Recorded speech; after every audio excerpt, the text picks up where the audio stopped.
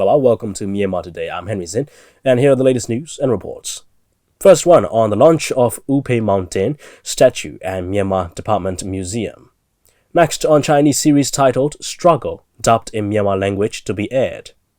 A story coverage on China-Myanmar discussing challenges and trends in motion picture history.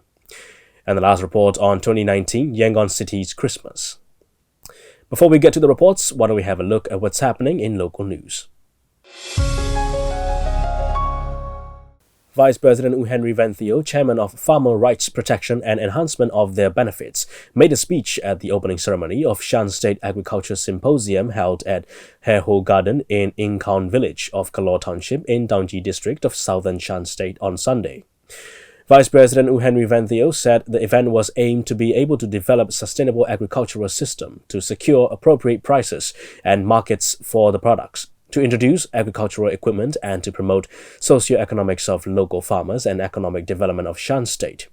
He also urged the farmers to get certificates of good agricultural practices in consideration of public health.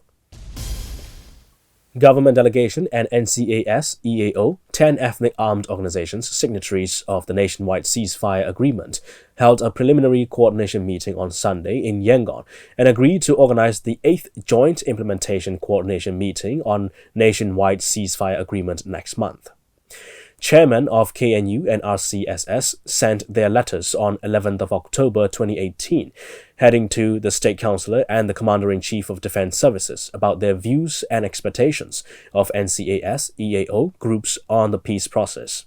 In serious consideration of those recommendations, the government offered a 4-point way forward for peace process at the informal meeting of UPDJC secretaries held on 13th and 14th of June this year. The NCAS EAO made a constructive response on the government's suggestion, paving the way for detailed and extensive discussions. The Japanese government announced on Saturday that it would provide assistance for the return of displaced persons in conflict areas in Kachin State since the situation there is becoming stable.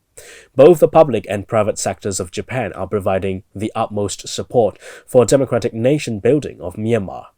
Especially together with Mr. Sasakawa Yohei, Japan has been facilitating dialogues between the related parties in order to promote peace in ethnic minority areas. The statement said that the Japanese government hopes the assistance would contribute to improving humanitarian situation in Kachin State and reaching the ceasefire agreement as soon as possible, and also that the Myanmar government, the Myanmar Tamador, and ethnic armed groups would continue to hold peace talks in future. The Joint Committee for the Greater Mekong Sub-Region Cross-Border Transport Agreement held a meeting in Phnom Penh, Cambodia last week, and Union Minister U Tan Zimmaung attended the meeting. The Union Minister discussed the cargo-less trial on October 30th this year, in accord with the MOU on cross-border transport between Myanmar and Thailand. Cross-border transport began on November 1st, issuance of permits for cross-border transportation, the status of Myawaddy, Kokorate, Zadabien, Molamyai, and Myawaddy, Kokorate, Indu, Pa'an, Thaton, Bago, Thilawa roads permitted for cross-border entry, construction of new bridges, and explained the necessities of processes. The Union Minister also discussed implementation of cross-border transport with China and Laos through MOUs, which have been produced in draft forms and future plans. That's all with the local news, and here's the first report on Myanmar Today.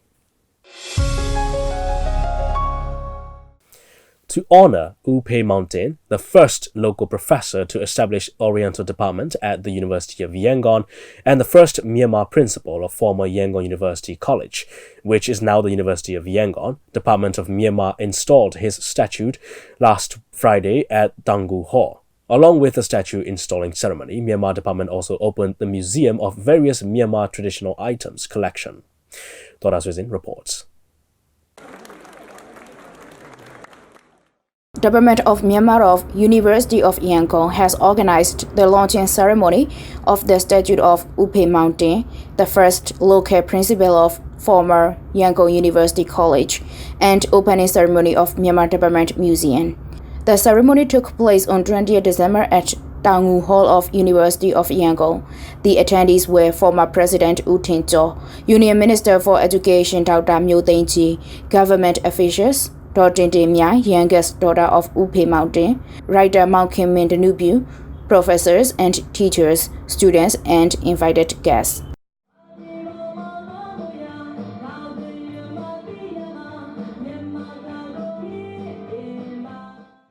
Upe Mountain was the first Myanmar professor to establish Oriental Department to provide Myanmar and Bali studies. He is associated with scholars from both Myanmar and abroad. He had done great contributions to Myanmar literature. In his remark, former President U Tin Chaw shared the memorable things between his father, poet Min Tu, and Upe Mountain. Then Union Minister Dr. Myo Taing-ji delivered the opening remark stating the brief biography of Upe Mountain and the important role he had played for the development of Myanmar literature.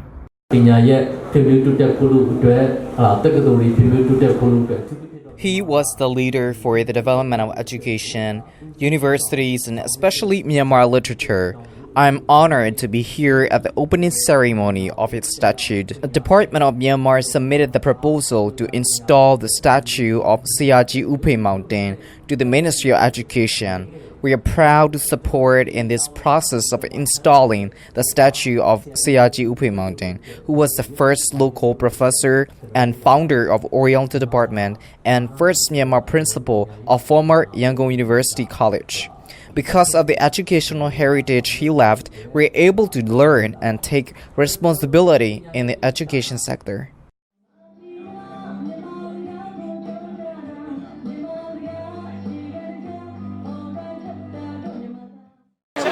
In collaboration with Department of Myanmar, our Alumni Association has led to install the statue of Siaji Upe Mountain. Because of the encouragement of Professor and Head of Department of Myanmar, Dr. Aung Mye U, we formed the Alumni Association in 2017. The statue was complete in 2018 December. After getting approval from Ministry of Education as well as respective organizations, today we are celebrating the launching ceremony as part of the centenary celebration of University of Yangon.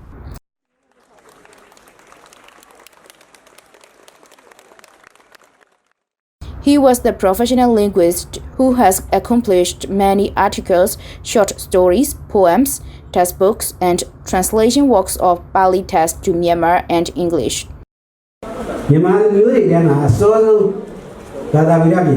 Among his honorable titles, I want to highlight one fact that he was the first Myanmar linguist. In 1925, he developed Myanmar Phonetics Reader, which can be said to be the first systematic encyclopedia developed in the particular linguistic perspective in Myanmar. Presented in encyclopedia are about 50 vowels of Myanmar language, based on which the professionals of the present are doing further study. He also used these fundamental 50 vowels when developing the textbook for the schools. Along with the launching of the statue of Upe Mountain, the government of Myanmar also opened the museum where the public can come and observe. The museum showcases Myanmar antiques, ancient literatures, stills, lacquerware, history, and activities of the government of Myanmar.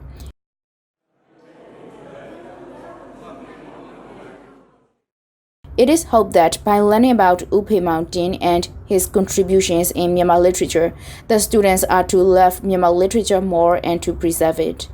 That's all for now. This is Dora Swissing from MI Radio. That's a report on Upe Mountain Statue and Myanmar Department Museum. Alright, it's time now to check on weather forecast in Myanmar.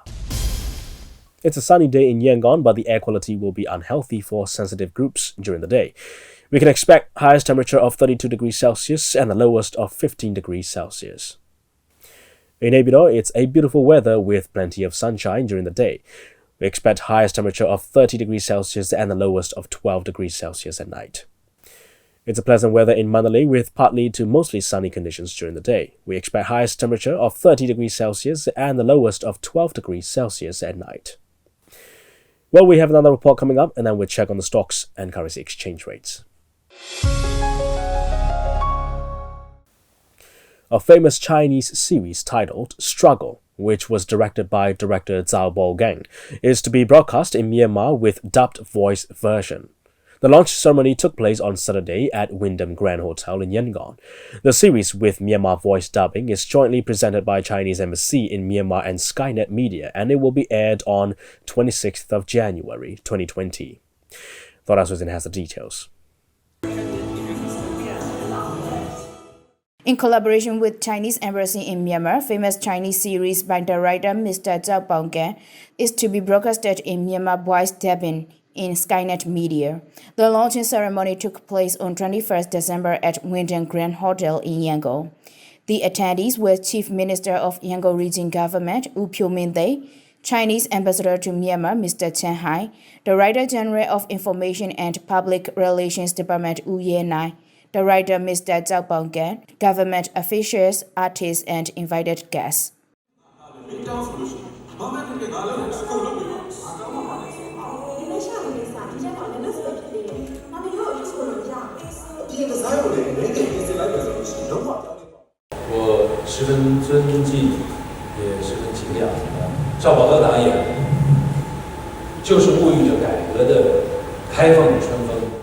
Our Chinese young people are growing up watching the films of director Mr. Zhao Baogang.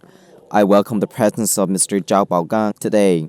When this series was aired in China, it was a great success and got many achievements as well. It played an important role in Chinese society, reflecting the reality of youths. Myanmar is a country which is developing by providing great cooperation. Coming year is the 70th anniversary of Myanmar-China diplomatic relations. By airing the Chinese series in Myanmar voice dubbing, I wish to have stronger cultural understanding, as well as to have longer friendly relations between the two countries. The main character of the series is a young man who is trying to find an enjoyable life by struggling forward no matter what happens. It highlights the life, love, and society of the youth during 1980s. It was broadcasted in 2007 in China with altogether 32 episodes.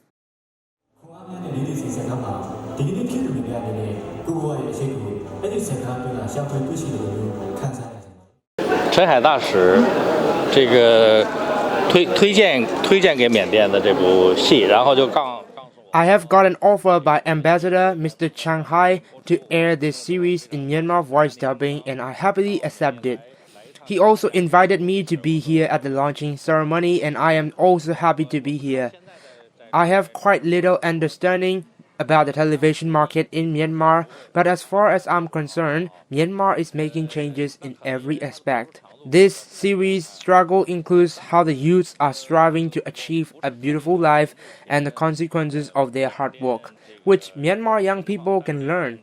I hope it will give useful message to everyone.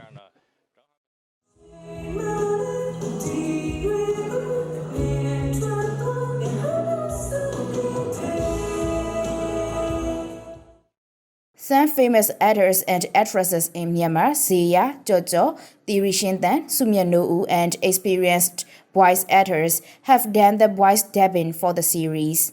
Voice dubbing becomes one of the trends when airing the international films in Myanmar because it is one of the ways to enhance the easy understanding of the series despite the language difference. And many Chinese series are dubbed with Myanmar voice and are aired to the public. 都这样还吹呢，真没见过，夏爷，我真服了他们。这是名牌大学毕业的高材生啊，后后啊！我人家你妈能顶，谁爹不高呢？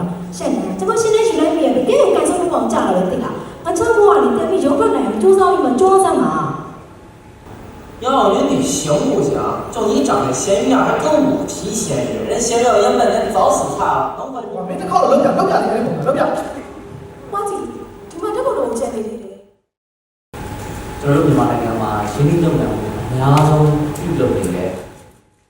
China is the country which has the most investment in our country. So we are trying to establish the business corridor between the two countries. When implementing cooperation of the two countries in business, we are also trying to enhance are people-to-people friendly cooperation to serve as a bridge between the people of two countries to share mutual understanding of the two countries. The films are crucial, like Chinese films are distributed in our country in Myanmar voice dubbing. If Myanmar films will be able to be aired in China, it will also help a lot to create the friendly bond between our people of two countries. The series Struggle will be aired on World Drama Channel on Skynet starting from January 26th of 2020. That's all for now. This is Dora Susan from MI Radio. That's a report on the Chinese series titled Struggle, dubbed in Myanmar language to be aired. And now we have an information on currency rates from Myanmar Central Bank. $1 is at 1,499 kyats. 1 Chinese renminbi is at 213 kyats. 1 euro is at 1,668 kyats. 1 pound sterling is at 1,955 kyats.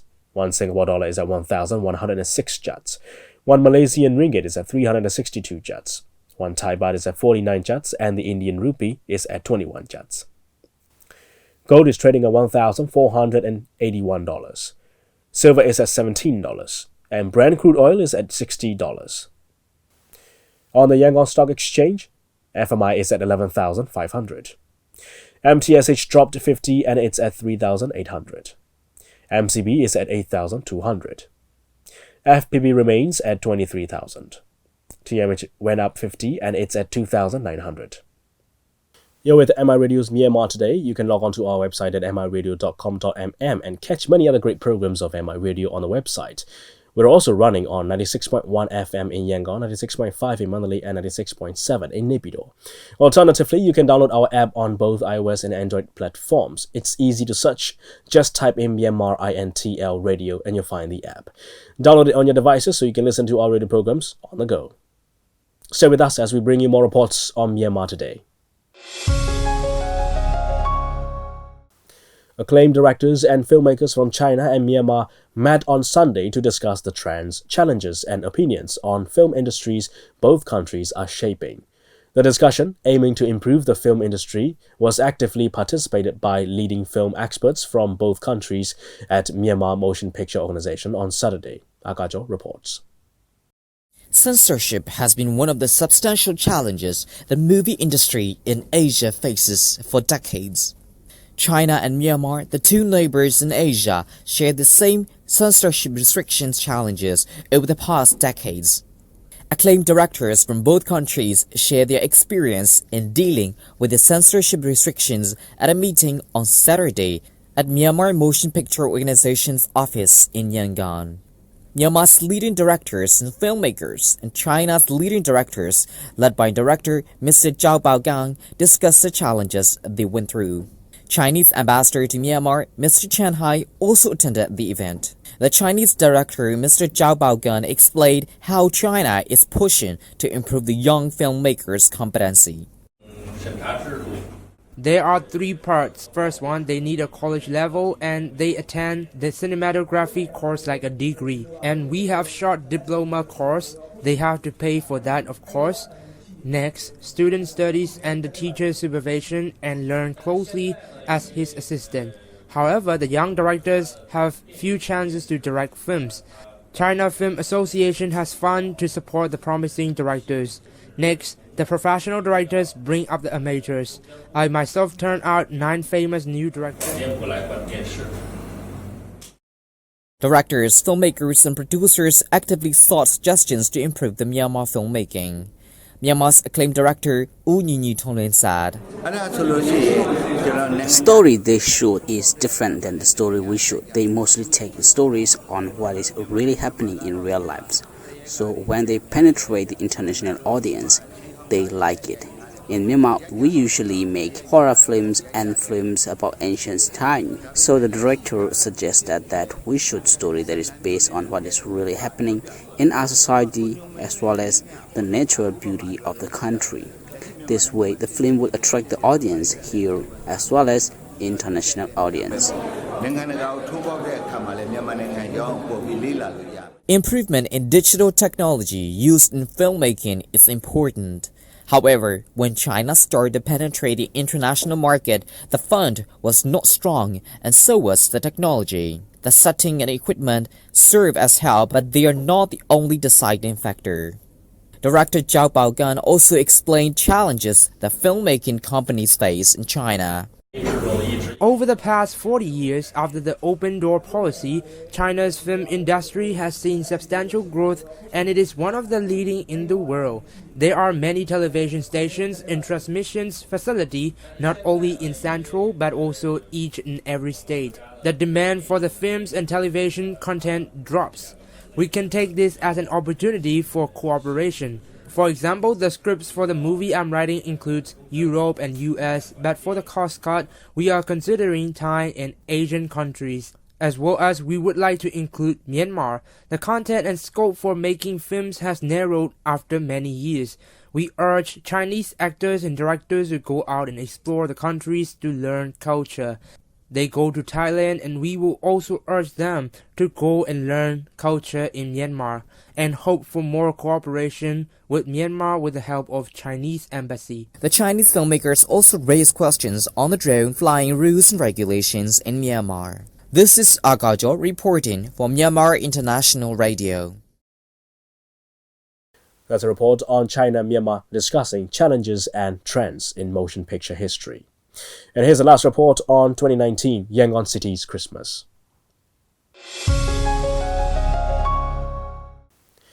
The third time Yangon City's Christmas celebration will be held from Monday to Wednesday.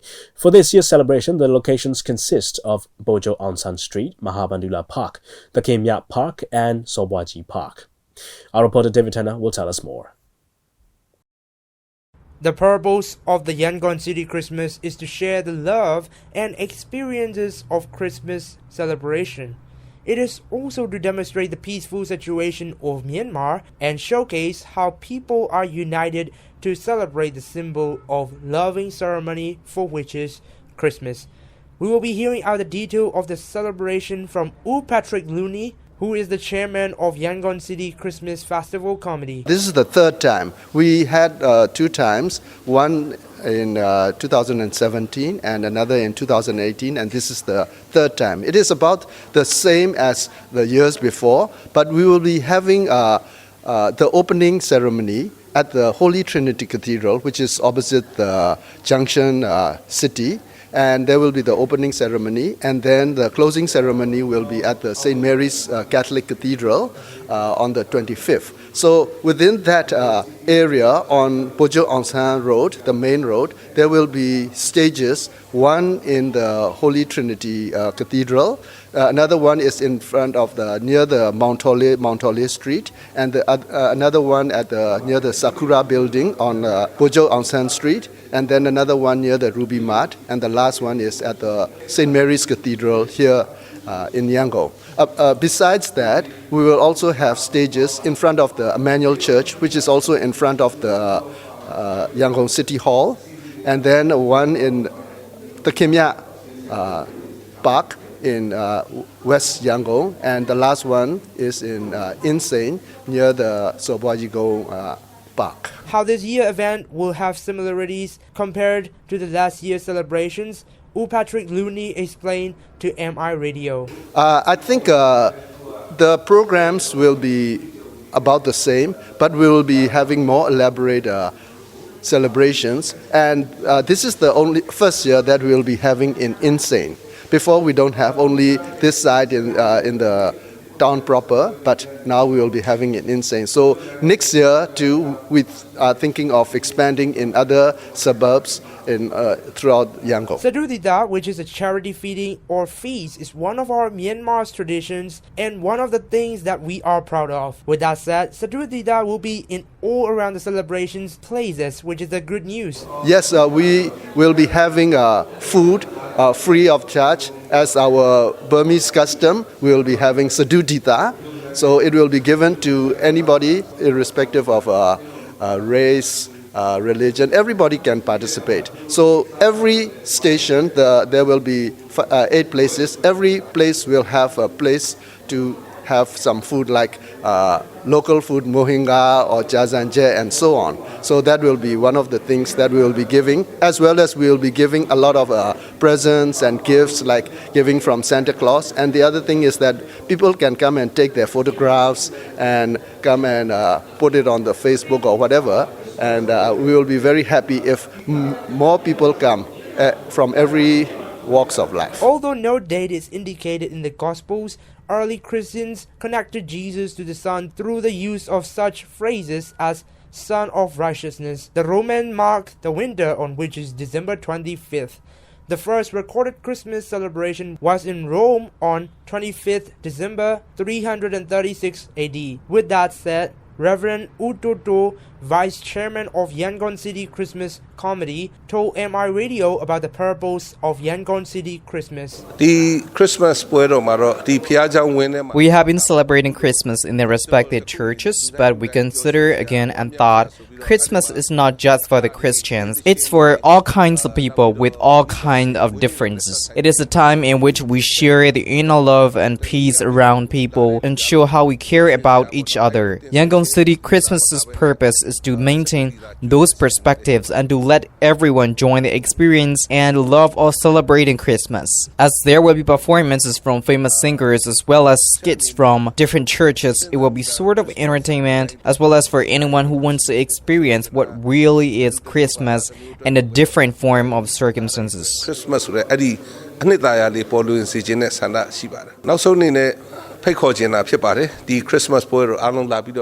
Lastly, I would like to invite all the people to come join the Yangon City Christmas, a celebration of sharing fun and love.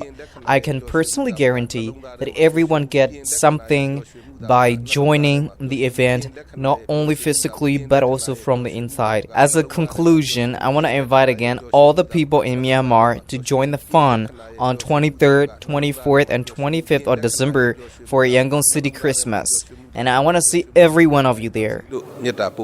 Reporter David Tanner reporting from Myanmar International Radio. And that's all the reports on Myanmar Today. We still have some time left, so let's move on with international news.